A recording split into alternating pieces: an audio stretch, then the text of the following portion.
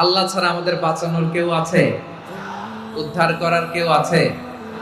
রক্ষা করার কেউ আছে? এজন্য বিপদে পড়লে আমরা চাইবো কার কাছে? আমাদের যাই দরকার হোক আমরা ফরিয়াদ করব কার কাছে?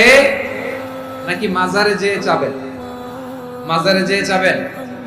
অনেকে তো মাজারে যেয়ে কপাল খসে, আছে না নাই? মাজারে যেয়ে সন্তান চায়, আছে? এই এলাকায় না, এই এলাকার লোকদের আকীদা খালেস আমি জানি। মাজারে যেয়ে কপাল খসে আর সন্তান চায়। আচ্ছা, মাজারে গেলে সন্তান পাওয়া যায়? আচ্ছা, মাজারে না গেলে যদি বাচ্চা না হতো, গরু ছাগলের যে বাচ্চা হয় ওরা কোন মাজারে মানত করে বলেন? কথা কি বুঝতেছেন? এই যে প্রতি বছর গরু ছাগল ভেড়া এগুলো যে বাচ্চা দেয়, এরা কোন মাজারে যে মানত করে? এজন্য চাইতে হবে একজনের কাছে, তিনি কে? আমার প্রিয় পটুয়াখালীবাসী, মাজার জিয়ারত করা সুন্নাহ। আমরা মাজার জিয়ারত করব, আল্লাহ ওয়ালাদের কবরে যাব। আমরা